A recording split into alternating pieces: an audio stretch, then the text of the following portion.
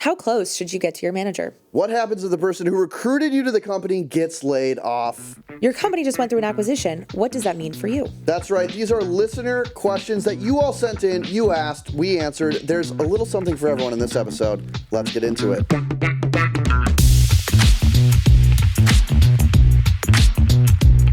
Kayla, before we get into this episode, I think it's time we tell a big secret about career progression. Is it finally time to come clean about that online witch we paid to make us good at our jobs? We promised we wouldn't talk about that on air. No, Kayla. I was thinking more like this. As you grow in your career, you think you'll work more on strategic projects, but what can happen is you just end up in more meetings, and then meetings about the meetings, and then meetings about the meetings about the meetings, that you forget what you actually decided and need to work on. Ugh, I'm so sick of meetings about meetings. Exactly, but that doesn't have to be the case anymore thanks to Granola, the AI notepad for people in back-to-back meetings. So that's your secret for career growth? Pretty much. I use Granola to stay present in meetings while it takes notes and the transcript in the background, and then I use Granola Chat, which uses your meetings and conversations as context to complete action items like writing a follow-up email, analyzing a sales call, or just remembering what was said in a meeting a couple weeks ago. Now you can also level up your career. No witches required. Head to granola.ai/brew to try granola for free. That's granola.ai/brew to try it today for free. Okay, and now let's get into the episode. We have a very fun, special epised for you all So today. special, so fun. It's called the grab bag episode because we're so popular. People are emailing us saying, please, Kyle, Kayla, I am at a career crossroads and I need your wisdom, your expertise, your humor to help me figure out this situation. Yep. And that's what we're going to do today. And only 3 of these emails were written by my immediate family. So, no, we have 4 scenarios that you all wrote in. We love getting your emails per my last email at morningbrew.com. If you have a scenario you want to talk about, a take on the show, we'd love to hear from you. But we have 4 today. We're going to go through each one. And these are, I think, scenarios that you probably have seen in your career as well. So they'll be very relatable. Our producer has anonymized them, and we have forgot what they actually are. Yeah, this has been like probably months since we've seen these. The nice thing is we do respond to every single email, and we do, like, one of us will likely give our takes.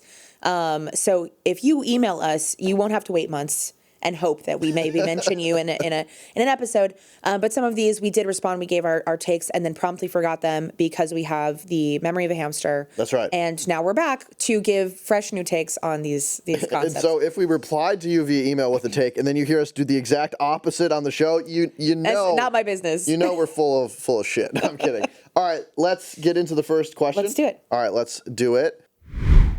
All right, first question. Hey guys, how close should one get with your boss/manager? I'm not talking about getting close romantically. No one was thinking that, but okay. But as friends, if we spend so much time at work and our relationship with our manager is very important, does a personal connection make sense? Should you follow each other on Instagram? Should you invite them over for dinner at home?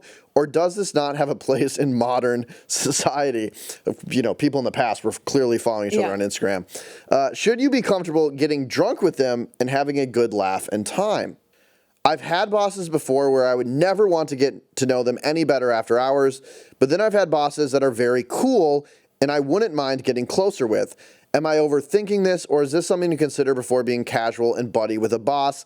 Please help, smiley face, and thank you for a great show. Well, thank you for a great email. That was nice. And for the compliment. That's very sweet.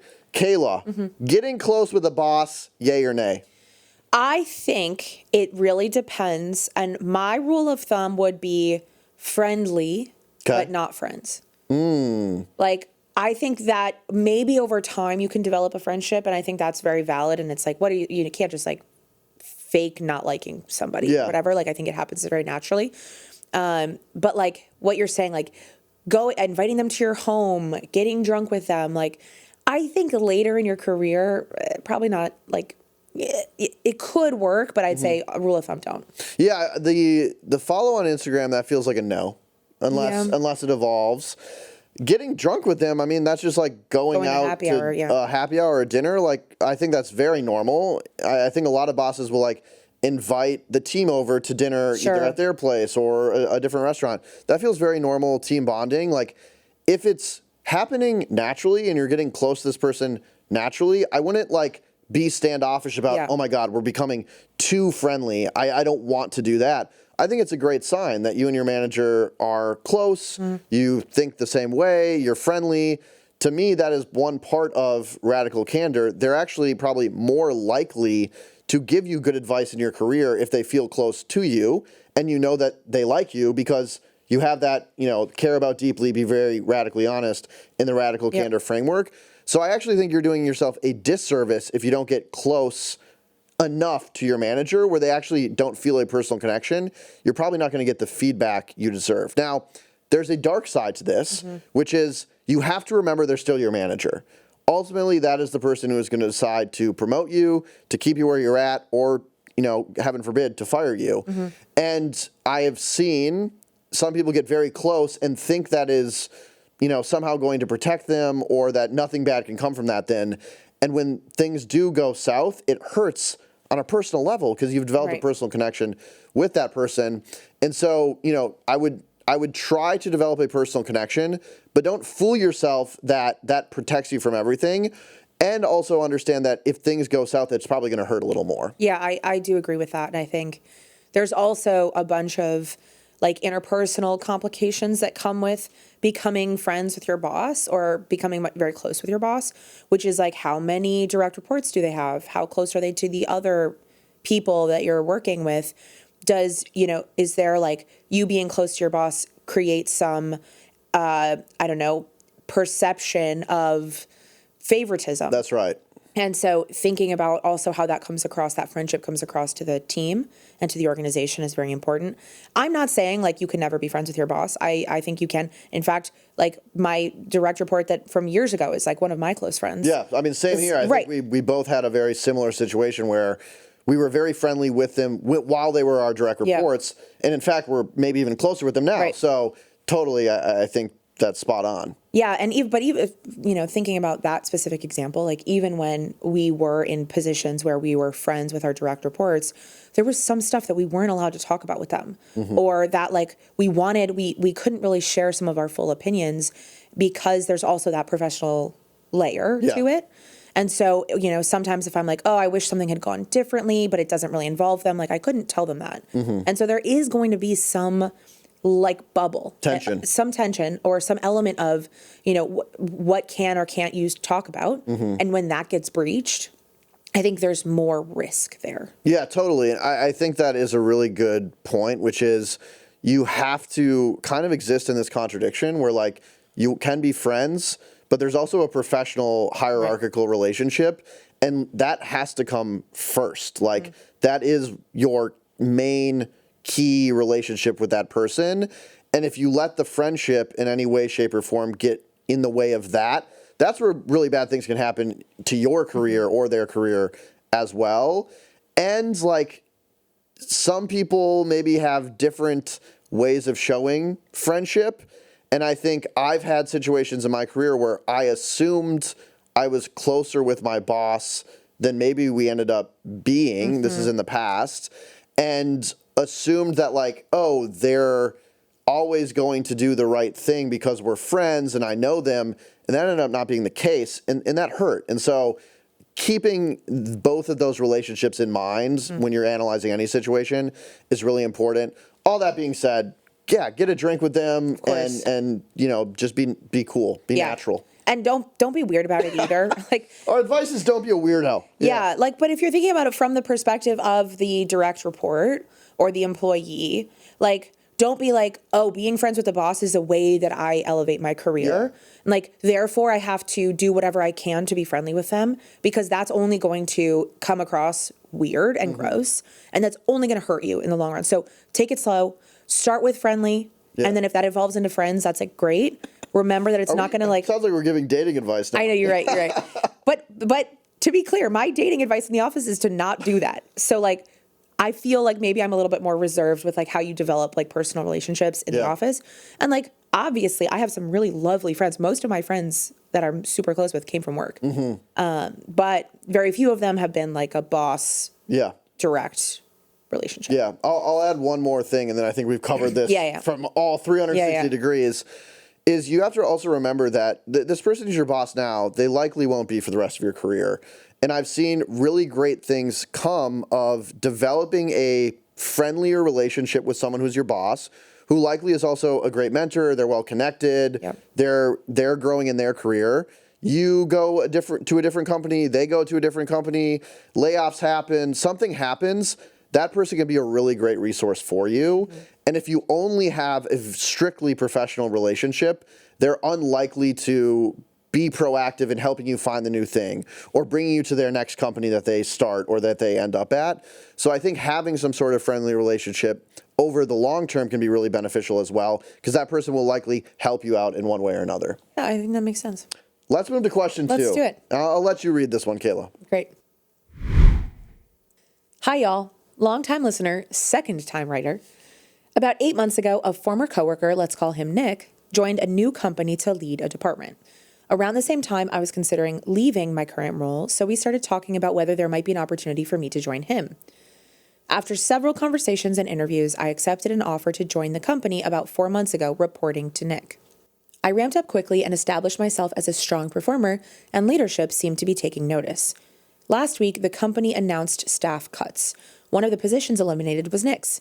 That leaves the department, which previously had 2 people, down to just me. It's only been a week, but it's already been conveyed by leadership that I'll need to start taking on Nick's responsibilities while continuing to handle my existing workload. Here's where I could use some advice. I realize I've only been here 4 months and I'm grateful to have the job. At the same time, I'm now effectively running the department and taking on significantly more responsibility, but there's been no discussion from leadership of a title change or compensation adjustment. How would you recommend navigating this situation? Is it reasonable to ask for a revised title and compensation given the change in scope, or should I keep my head down? Kyle, what do you think? Good question. Also, I love a second-time writer. Let's make that a third-time writer here soon. Well, we actually just did a whole episode on this. Yes, we did. It was, I think, called I Just Survived. There was just layoffs. I survived. What now? Something. Well, I don't remember the name of it. Yeah. I survived layoffs. What to do next? So literally, just my advice is go listen to that. We cover that in totality. I would say a few the spark notes here. One is, I think right away, just like assess the scene. Why were there staff cuts? Is the company struggling financially? Do you think that the company is going to come out of this in a stronger position or a weaker position? You want to figure out, like, is this a boat that just got a little faster, or is this a boat with a hole in the bottom and you're about to sink? And that's going to tell you. That was a good metaphor. I like that. Thank you. That's going to tell you what to do. If the boat's sinking, that's when, like, I wouldn't even worry about the comp stuff. You need to start interviewing, finding a new job, finding a life raft, because if staff cuts happen once, they might happen again if things aren't straightened out. If you're confident that this is a good position, staff cuts, they suck, but this was for the better of the company. I'm here now. I'm confident I'm going to have this job. I would go heads down for like a quarter. Start gathering all the evidence of you working really effectively, the new projects you're taking on, the value you're bringing, and then have the conversation. And you want to have that conversation. Don't wait too long to have it. And just lay out the facts. Hey, this used to be a 2-person department. It's now a 1-person department. The work didn't come down 50%, so I'm doing 2x the work. Here's the value I've been adding. In order for me to stay confident in this company and in my seat, I want my salary to go from this to that. How do we make that happen? And then have that conversation and see how they react to that. If they're amenable to it and they give you a timeline of where that could happen, then I would say you're in a good spot. If they're like, whoa, you should be lucky you even have a job. We're going to throw you off the ship with Nick. Then, okay, now, again, it's time to start looking. So TLDR, that is how I'd approach the situation. Yeah, you did a pretty good job with that one. I don't have any other things to add. No, I think the other thing here is, like, this is a new place for you, which I think also does add a little bit of complication because you don't have all the context of, like, what was leading up to this. Yeah. So wherever you can, like, embed yourself into maybe other teams and kind of try to understand what was going on a year ago. How often has this been happening? That can help to kind of create a stronger picture. Also, when leadership says this is a one-time thing, this is not because of financial problems, not because we're not meeting our goals, it's because we're like, oh, we're incorporating AI or something, whatever the, like, talk track is right now. Yeah. But, like, you don't know. They're always going to say that. Right, yeah. Exactly. But you don't know whether or not to trust leadership yet because you've only been there for 4 months. So my advice on top of all the great things that Kyle just said is, like, ask, like, get the vibe from other people on what is reality versus what is being messaged by the team, by leadership, and then use that in, conjunction with how leadership reacts maybe to the conversation that you have with them. Yeah, I think totally agree. The last thing I'll say is there's an interesting friend dynamic here too, which is like, you knew Nick. It sounds like you had a lot of conversations with Nick. He convinced you to come join the team, and then he's gone right away. Like, I would maybe talk to him too. Yeah. Like, why? I mean, it's tough to go like, hey man, you were laid off. Why do you think that was? Were you a bad performer? Or like what happened here? But like, figure that out. And this is just aside from the work stuff. Like, there's an interesting friend dynamic now. Like, I could see Nick being like, I hate that company. Why do you still work there? Right. And so just make sure that relationship still feels, good and healthy to you, and check in on your friend, and then do all the stuff that Kaila and I just said. And we'll be right back after this. Okay, back to the show. Should we go to the next one? Let's do it. Hi, Kaila and Kyle. I love the show. Thank you very much. I love you. And want to ask your opinion on a situation for the chronic illness girlies, quote unquote, chronic illness girlies, who still have to pay the bills and work the corporate 9 to 5. I work for a large corporation that does PTO on an accrual basis and has a mandated 60% in-office requirement. I also deal with chronic fatigue, headaches, and noise sensitivities that is documented and was worsened by working in a bright cubicle environment of corporate America. Side note, we got to fix the lighting in corporate America. Yes, okay, absolutely. well, I'm looking terrible out here. Someone get some nice lighting. Okay, back to this. I love the job and the culture of my team and don't want to leave, but I don't like playing the trade-off games of working through bad days at a suboptimal mental capacity versus using PTO. I have a great relationship with my supervisor and manager who is flexible to my needs, but there's only so much they can do sometimes to fight the HR policies. I know the job market is terrible and there's no guarantee that the next job would be more accommodating. What should I do to deal with this and make work more manageable? Great question. Really important question. Yep. For the chronic illness girlies. Kaila, what's your initial reaction? Yeah, so first, this feels like something maybe slightly greater than what we can offer. Like we're at our limits. I'm sweating. I'm like, Kayla's going to answer this. No. I think also very importantly, like there are laws about this, right? Like when you have a disability or a chronic illness, like there are protections that you have, especially if you have like doctor's notes and medical reasoning for I can't go in more than 2 days a week. I can't go in at all. And so there are some like actual like legal protections that you have in this case. That being said, ignoring all of that, if you want to not go in 3 days a week or because I believe it was 60%, right? So 3-ish days a week, or not use PTO days when you're feeling ill. Like there is probably a conversation you can have with your manager. And I know you said there's only so much they can do to fight the HR policies. There's this like trend going on now where managers just kind of like secretly ignore the HR policies. Right. And so like maybe if there's some way that you can work with them on that. But again, you do have legal protections. There are more things you can do and they should be very accommodating to that.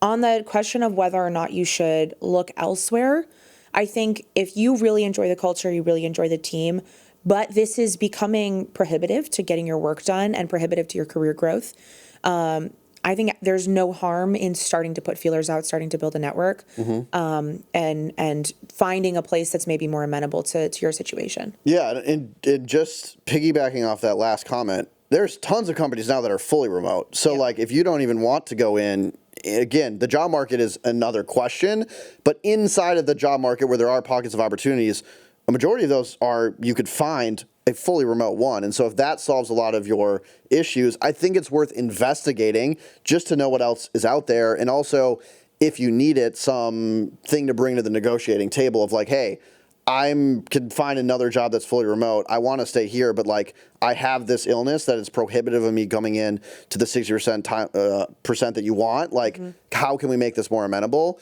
So I would look and put feelers out there, but that's just general advice. Everything Kaila said, I think, is very accurate. I mean, just on a human level, like I would talk to your manager. Sounds like you already have a great relationship with them. And just like be like, hey, just killing all the corporate speak. I really like working here. I'm doing a great job. I have these conditions that make it really hard to come in at the 60% rate. Like, they're documented. You know, I'm not fucking around. You know, I'm not bullshitting.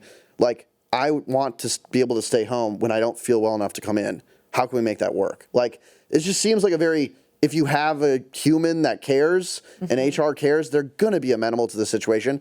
I would hope. I know it's not always, roses out there. Yep. That's what I would do. See what happens. And again, start looking elsewhere as well, just as a backup. I agree. And one other thing that maybe is a helpful technique when you're depending on your relationship with your manager or with HR or leadership or whatever, is speaking in business terms. Totally. Even though obviously the human side of this should be enough.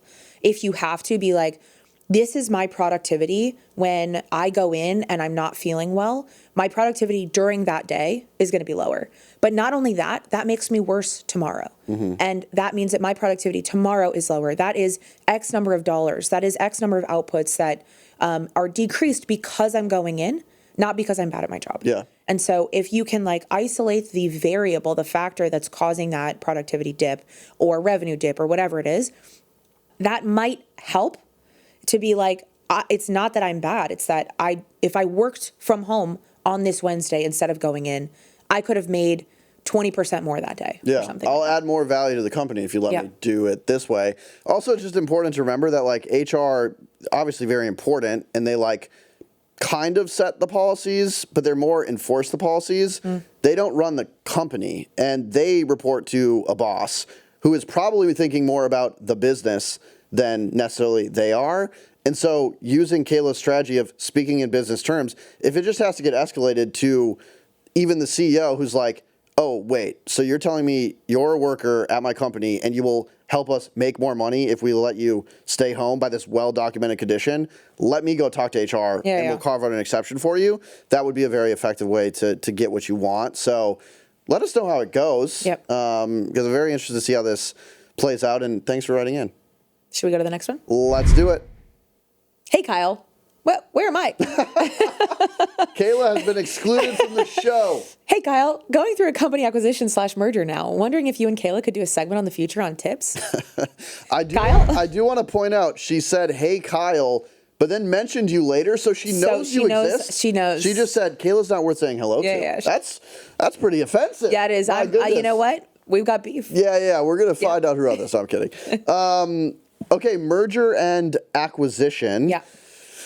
Well, here's my advice. Okay. I breathed deeply like something sinister was coming. I think it's always a very potentially scary moment when you have a merger and acquisition. And for the record, Morning Brew Inc. just went through one where our parent company, but we acquired another company. And I think what everyone initially thinks right away is, they have a finance person, I'm a finance person. Are they keeping both of us? Mm-hmm. That's a very normal thing to think. And in fact, you probably should be thinking like that if you're an employee. And so while it's normally it could be a really exciting time, it would be negligent of us to be everything's going to work out. It always does.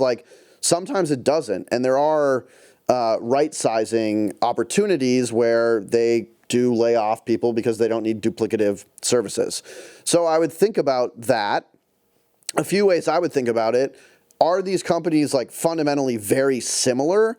If they're very similar, then making that right-sizing is a lot easier, and it's probably more advantageous for executives to think like that in that situation. If they do very different things, they're going to be run as very independent companies. Then a lot of times they don't do those layoffs and they kind of keep them separate. And, there's some value sharing across the companies, which can help everyone, can expand opportunity. So it could go either way, and it's important to figure out kind of which bucket you're falling into. So I would do that analysis first. And then I would start looking just as backup in case and putting feelers out there.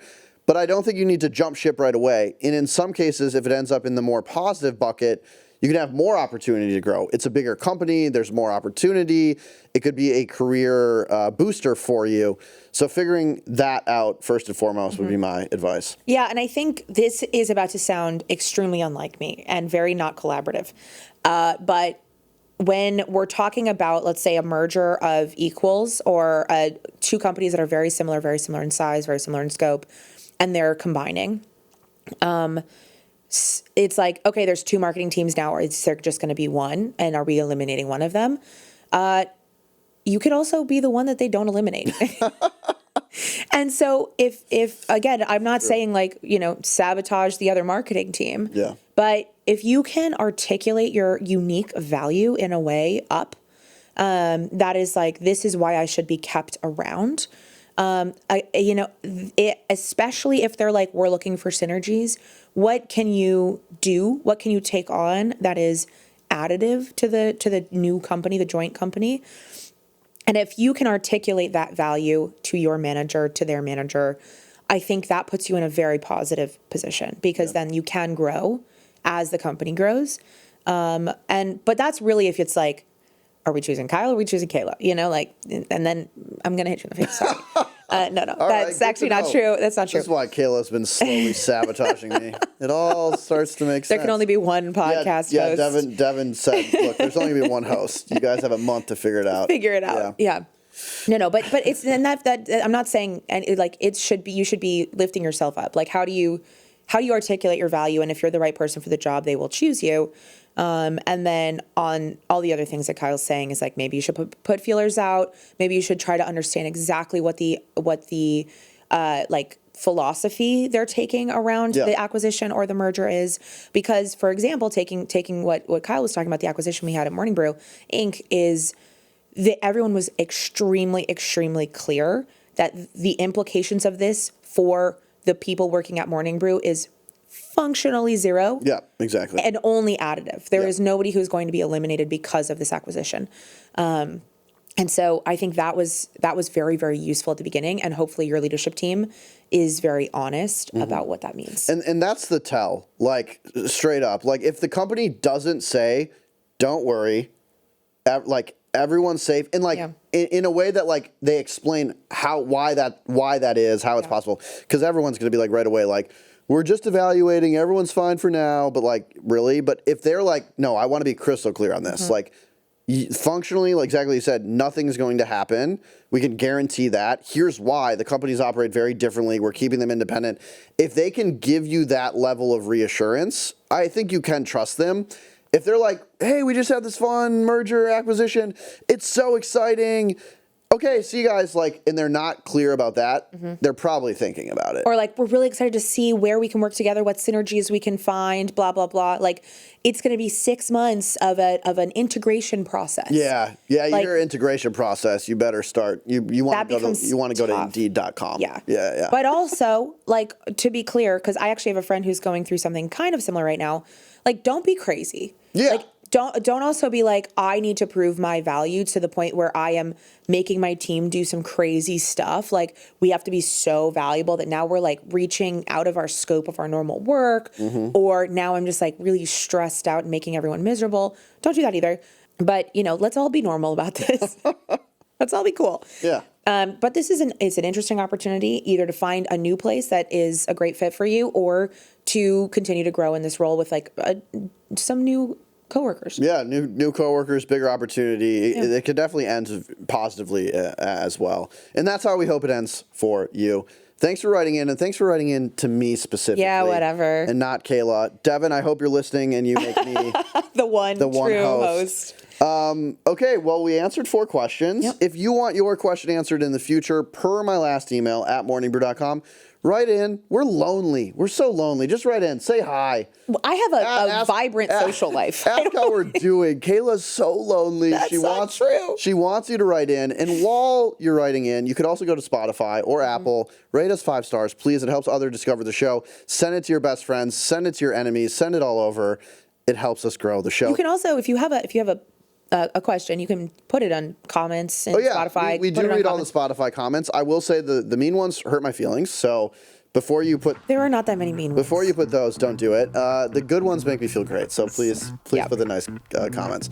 All right, this is going off the rails. Should we roll the credits? Let's do it. Our producer is Michaela Heck. Our technical director is Utana Ogu. Brittany DeTaco is our sound engineer. And our president is Devin Emery. This show is a production of Morning Brew. Thanks for listening, and we'll see you next week. See y'all.